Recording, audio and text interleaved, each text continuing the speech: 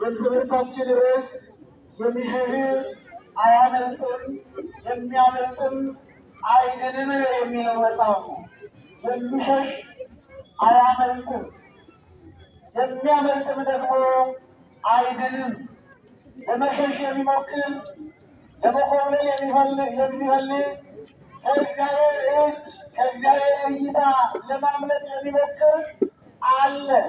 ነገር ግን መጽሐፉ እንደተናገረ ማምለጥ አይችልም። ለማምለጥ ደግሞ የሚሞክር ወደኋላ የሚቆጠር ሰው ከወጣ በኋላ ጉባኤው ከታወጀ በኋላ ጾሙ ከተነገረ በኋላ አሁንም ወደኋላ የሚመለሱ አይድንም ይላል። ስለዚህ እንድንድን ለማምለጥም እንዳንሞክር እግዚአብሔር ያግዘን።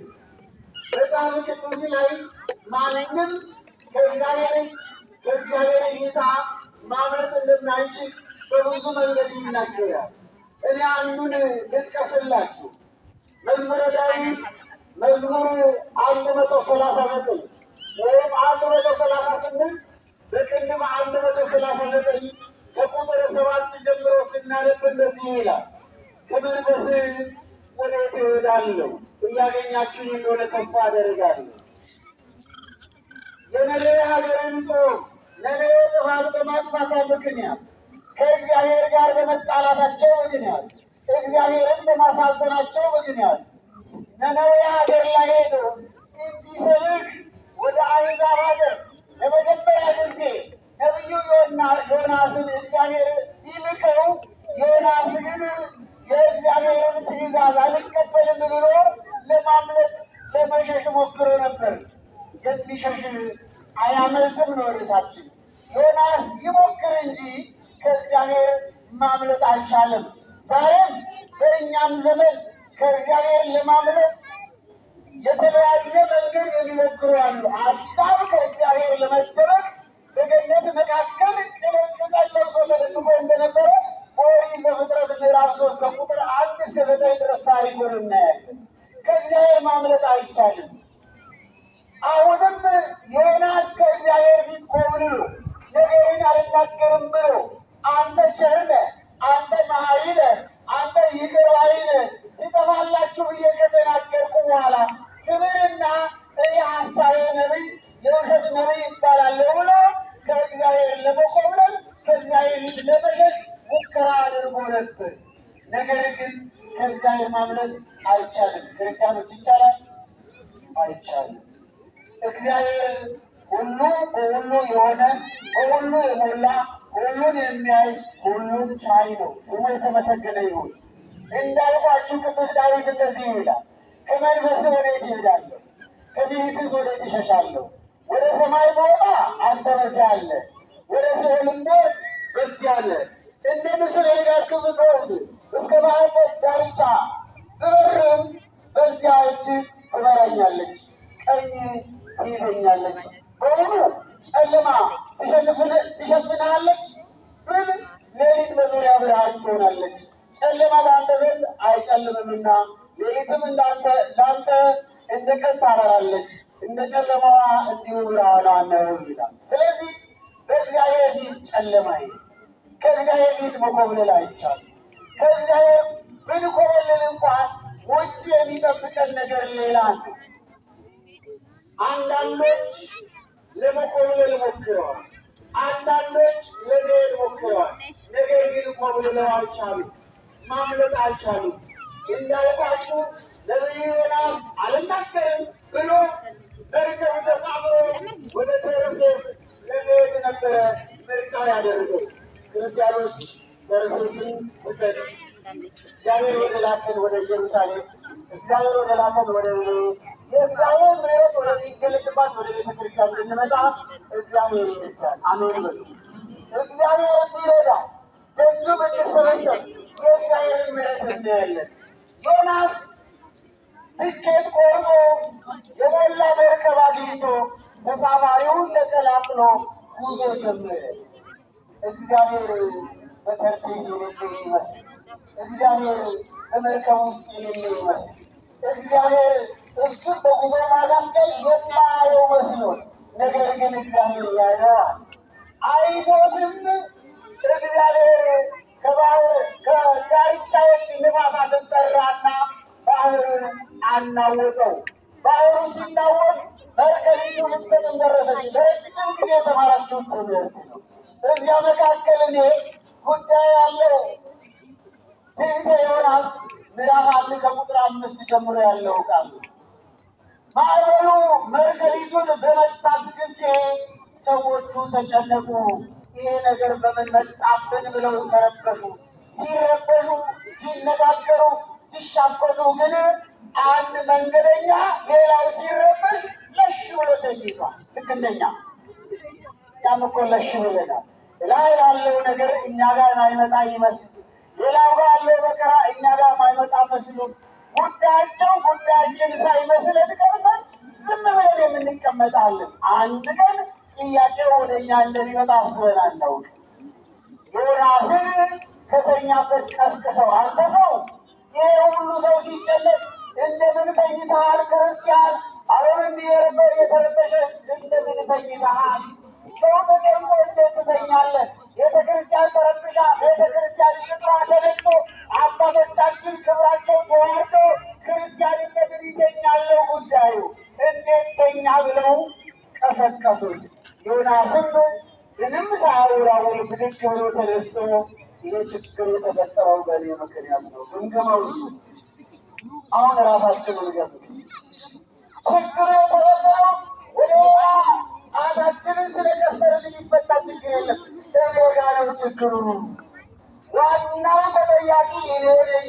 ውስጥ ያለውም እኔ ነኝ፣ ውጭ ያለውም እኔ ነኝ፣ መሪውም እኔ ነኝ፣ ተቀጣዩም እኔ ነኝ። ከእኔ ነው ችግሩ ሊል ይገባል እንጂ ወደ ሌላ የሚቀሰር ጣት ሊኖረን አይገባም። ዮናስ እኔ ነኝ ጥፋተኛው፣ እኔ ነኝ ያጠፋሁት። እንደዛ ከሆነ ጥፋተኛው አንተ ከሆንክ ምን አደርግሃል? በአንተ ላይስ ምን እናደርግ ነው ያሉት። ልብ በሉ። ጥፋተኛ ከተገኘ እኛ በሀገራችን ሌባ ተይዞ ምን አይባልም?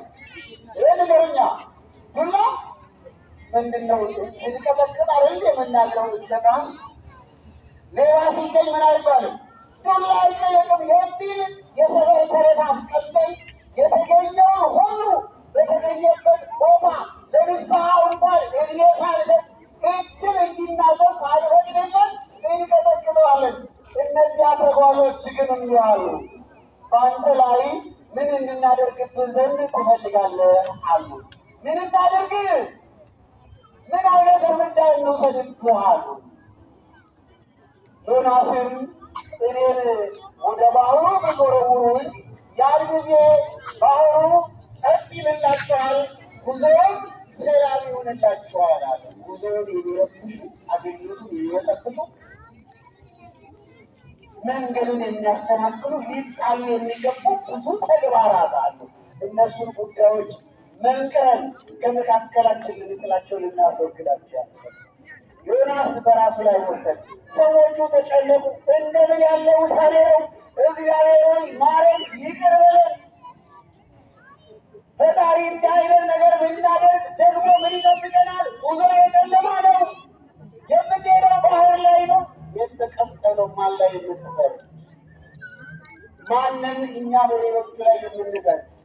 ማንን እኛ በሌላው ላይ ጣት የምንቀስር? አንዳንድ ጣታችን ረዝሞ እስከ ላይ ድረስ ይደርስ ከፍ ይላል። ከአቅማችን በላይ እናልማለን። በልካችን እንድናልም እግዚአብሔር ያግዘን። በሆነ አባ እማሆይን ሲመክሩ እማሆይ በልኮት ያልሙ ነው ያሉት። በልካችን እንድናልም፣ በልካችን እንድንረጭ፣ በልካችን እንድናወራ፣ ከፍ አድርገን እንዳንፈር የተቀደሱትን መካከል ጭምር መንበረ ጸባዖቱ የእግዚአብሔር መቅደስ የሚያድኑት ካህናት ከፍ ብለን ካህናት ጳጳሳትን ጭምር እንደ ቆሮ ጓደኛ የምንተቻለን። እግዚአብሔር ወደ መስመራችን በእውነት መልስ። አሁን ዮናስን ከመወርወር ይልቅ ሰዎቹ ለራሳቸው ሲጨነቁ ዮናስ እኔ ነኝ ጥፋተኛው፣ ምንም የሚስተካከል ሌላ ነገር የለም አሉ አላቸው። አውጥተውም ባህሩ ላይ ጣሉ። ዮናስ ባህር መካከል ሲወድቅ ግን እግዚአብሔር ሌላ መሳፈሪያ አዘጋጅቶለት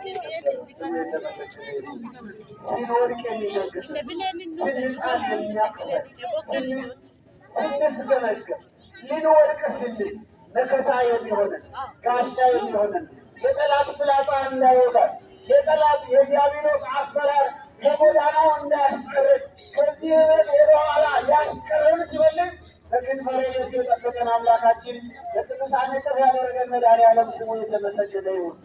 እቅፍ አድርጎ በአሳ አንበሪ ሕይወት ተቀበለው። አሳ አንበሪው 3 ቀን ተሸከመ። በምዕራፍ 2 ከቁጥር 11 ላይ ስናነብ ደግሞ እግዚአብሔርም አሳውን አዘዘው፣ አሳውን ደግሞ ዮናስን በምድር ላይ ጠፋው ይላል። አሳው እንዲጠፋል አሳውን እግዚአብሔር እንዲያዝልን ፈቃዱ ይሁን። አሁን በአሳው ተውጠን መኖር የምንፈልግ ብዙ ሰዎች እንደተዋጠ መኖር ሲፈልግ አንድ ቀን እንኳን ዮናስ የሚገርማችሁ ነገር ዮናስ ምዕራፍ 2 ከቁጥር 1 ጀምሮ ስታዩ አሳ ገባሪው ውስጥ ቁጭ ብሎ ይጸልይ ነበር። እኛ እኮ በብዙ መከራዎች ተውጠን ግን አንጻል ብዙ ጭንቀት ውስጥ ነን፣ ግን አንጸልይም፣ አንለምንም። አንድ ቀን የራሳችንን አንገበግብም። ዮናስ ጸለየ፣ እግዚአብሔርም አሳውን አዘዘው፣ አሳው ጠፋው። በምዕራፍ 3 በጣም አሳጥሬ ነው የምነግራችሁ። ምዕራፍ 3 ላይ ደግሞ ሁለተኛ ጊዜ ወደ ዮናስ የእግዚአብሔር ቃል መጣ። ተመሳሳይ ቃል ነው። አሁንም ደግሞ ምን ነው ሁለተኛ ጊዜ የመጣውን ቃል ተቀብሎ ዮናስ አማራጭ የለውም። ክርስቲያኖች ምንም አማራጭ የለንም። ምንም መከራ ቢመጣብን ምንም ችግር ቢኖርብን አንገታችን ላይ ማዕተቡ ካለ ግድቦት የራሳችን እናችላለን።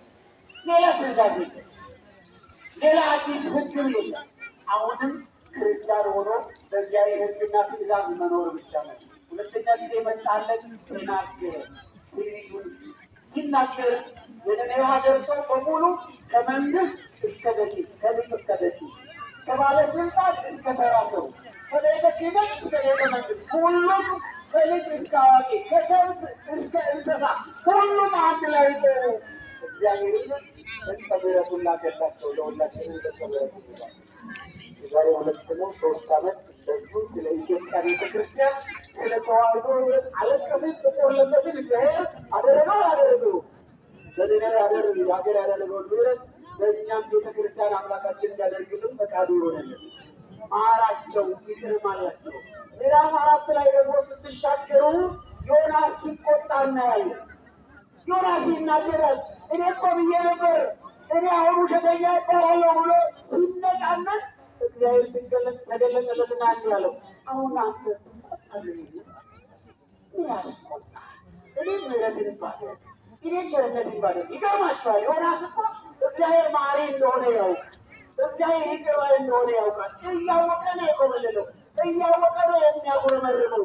እኔ ብምር አንተ ያስቆጣሃል ለምን ትናገራለህ እያለ ዮናስን ያባብለዋል፣ ያስተምረዋል፣ ይመክረዋል። ልክ እንዳይና እንደነገረን እኛ ያቆረብና እንደምት ይረስኩ ዘይርትቶ ሌሎቹ እንደዚህ ያደረግ እኔ እንደዚህ ሳያደርግ እና እንትናን እንደዚህ ያሳቀበ እኔ ልትከልክሉኝ ለሌሎቹ ሀብት ሰጠው እኔ እንዳያደርጉኝ ለሌሎቹ እውቀት ገልጦ እኔ አለማወቅን በኔ ላይ አትናለ እያለ እግዚአብሔር ላይ እናምናጉረበርቡ ዮናስን እንዲያጉረበርብ አታጉረበርብ ብሎ አጽናናውና ላከውን የሚለው።